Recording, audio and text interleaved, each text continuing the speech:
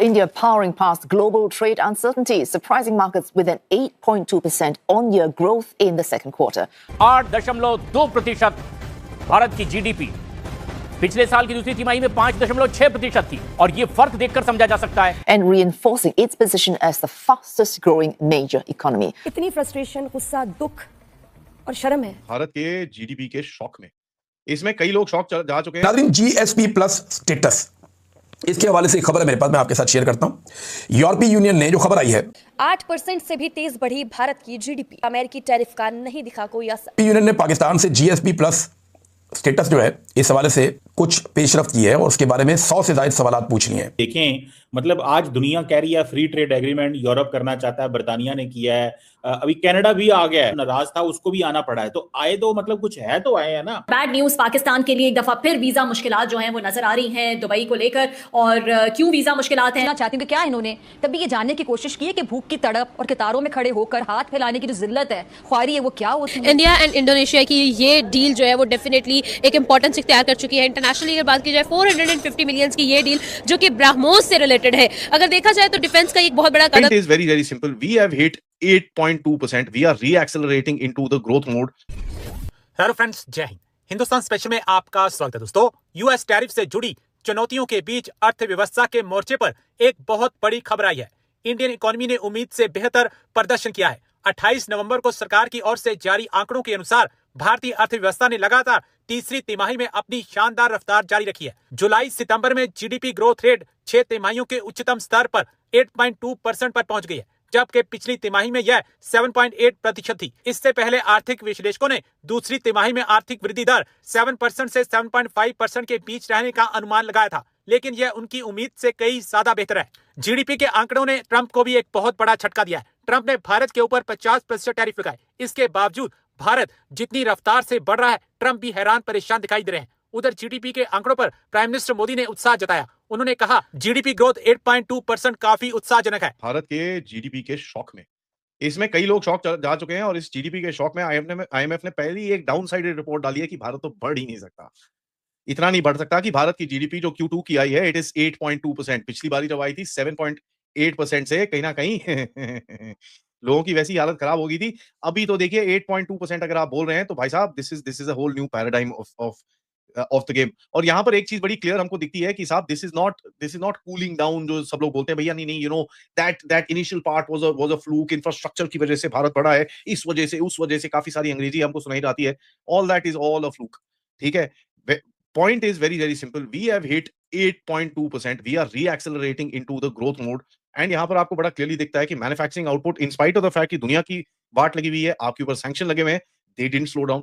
Construction और core industries आपकी slow down नहीं करी. पब्लिक केपेक्स और ये सब चीजें बिल्कुल भी स्लो डाउन नहीं करा. And as a matter of fact ये चीज बड़ी सिग्निफिकेंट रहती है क्योंकि Q2 जो होता है ना, नॉर्मली मिड साइकिल क्वार्टर होता है और ये इतना अच्छा नहीं करता है. पिछले साल आई थिंक हमने 5.4-5.6% के करीब में ग्रोथ दिखाई थी इस टाइम पे. एंड दैट उस टाइम पे अगर आपको याद होगा बड़े पॉलिटिकल नैरेटिव चले थे. लेकिन अब मेरे को देखना है कौन कौन पॉलिटिकल नैरेटिव चलाएगा, क्योंकि देखिए एक डेड इकोनॉमी बोलते ना यार, कहां से जिंदा होगी समझ नहीं आया मेरे को यार. ऐसे जिंदा नहीं होना चाहिए यार, ऐसे तो बड़ा बड़ा बड़ा गड़बड़ हो जाती है क्योंकि कई लोगों की नौकरियां चली जाती हैं यार डेड इकोनॉमी के चक्कर के अंदर. बट इन एनी केस देखिए 5.4% पिछले साल same time same period last year की आपने उठा के 8.2 पे आपने यहां पर आके खड़ा करा है. देखिए ये बड़ी इंटरेस्टिंग सी चीज है क्योंकि ये आपको क्या दिखाती है, जो आपकी फॉर्मलाइजेशन चल रही है इस टाइम पे, जो इनफॉर्मल सेक्टर से फॉर्मल सेक्टर के अंदर कन्वर्ट कर रहे हो लोगों को, आप बैंकिंग सेक्टर में लेके आ रहे हो, जीएसटी कंप्लायंस करा रहे हो, ई इनवॉइसेस करा रहे हो, एमएसएमई की रजिस्ट्रेशन अच्छी से चल रही है आपकी, आपने काफी सारे रिफॉर्म्स इंप्लीमेंट कर रहे हैं. Those things are starting to show the result right now. Corporate earning का जो साइकिल है इस टाइम पे, it is actually much ahead from the GDP figures और ये चीजें मैटर करती हैं when you are actually looking at the entire picture. Capex Uttar Pradesh, Odisha, Tamil Nadu, Karnataka, not Karnataka, Maharashtra, they are topping the infrastructure roll out right now. And जिस तरह से यहाँ पर इन प्रदेशों के अंदर जो चीजें बन रही हैं, this actually creates that impact to the GDP as well, क्योंकि लोगों को नौकरियां मिलती हैं, there is steel requirement, there is whole sort of other industries that get across as soon as आपका केपेक्स के अंदर काम जाता है. India is the only major economy जो 7% से ऊपर चल रही है और इस टाइम पे एट द सेम टाइम जब हम देख रहे हैं कि चाइना के अंदर एक स्लो डाउन आ रहा है, इंटरनल डेट बढ़ रहा है इनके एक्सपोर्ट्स गड़बड़ हो रहे हैं. एंड सबसे बड़ी चीज मैं आपको बताऊं कि there is a problem with regards to the factory outputs in China. Today a lot of people are saying कि भाई चाइना की जो फैक्ट्री आउटपुट थी वही कम हो रही है. अमेरिका की हालत देखिए भैया, हर 60-70 दिन के अंदर $1 ट्रिलियन का वो डेट डाल रहा है, उसका वहां पर 80 से 85% जो डेली की खाने वाली चीजें हैं, कई लोग बोलते हैं उतनी ऊपर जा चुकी हैं। He is trying to hide all that by giving people ₹2000 in their pocket. तो मतलब ब्राइबरी के चक्कर में आ चुका है। और यहाँ पर अगर आप जो यहाँ के बड़े लोग हैं, जी 80 करोड़ लोग तो तुम्हारे मांग के खा रहे हैं, कैसे तुम कुछ कर सकते हो, सब बकवास है। वहां पर भी तो फूड स्टैम्प चल रहे हैं, ठीक है, और 80 करोड़ लोग जो खा रहे हैं वो राशन खा रहे हैं गवर्नमेंट का। हमारे पास इतने पैसे हैं कि हम उनको सपोर्ट कर सकते हैं, उसके अंदर कोई डाउट नहीं है। क्या अमेरिका के पास इतने पैसे हैं कि वो अपने लोगों को सपोर्ट कर सके? चांस नहीं है। India is at number 3। देखिए यहां पर एक जो मैं आपको चीज बताने वाला हूं, लोई इंस्टीट्यूट अमेरिका की तरफ से कॉम्प्रिहेंसिव पावर की स्टडी की गई एशिया के अंदर, जहां पर यूएसए को नंबर 1 बताया, खैर I don't know how, but in any case China को नंबर 2 बताया है, which are the super powers in the region. चलिए मान लेते हैं, लेकिन इंडिया को as a major power number 3 पे अकेला खड़ा करा है। There is no Russia, there is no Japan, there is no South Korea, there is no Australia, there is no one there. India is alone as the major power in this particular index. बाकी सबको middle powers की category के अंदर डाला गया है। So Russia, Japan, South Korea, Australia, सबको India के नीचे रखा गया है। This is not just the GDP.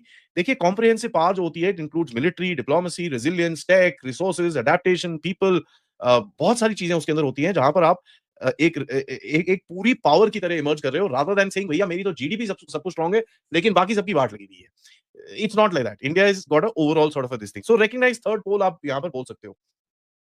सबसे बड़ी चीज आपको बताऊं, इसकी अगर आप इसकी जो ट्रेजेक्टरी देखेंगे आपको दिखेगा चाइना का नीचे जा रहा है, अमेरिका का फ्लैट है और भारत का ऊपर नहीं उठ रहा। अब वो एक्सेलरेट कर रहा है।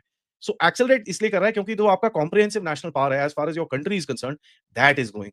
और ये चीजें बड़ी इंपैक्टफुल होती हैं दुनिया के अंदर, because it gives you that leverage. तो जब आप दूसरे कंट्रीज के साथ डील करते हो, तो 8.2 के साथ जब आप अभी अमेरिका के साथ बात करोगे, अगर नहीं करनी मत करो यार, क्या problem, no problem, it's alright.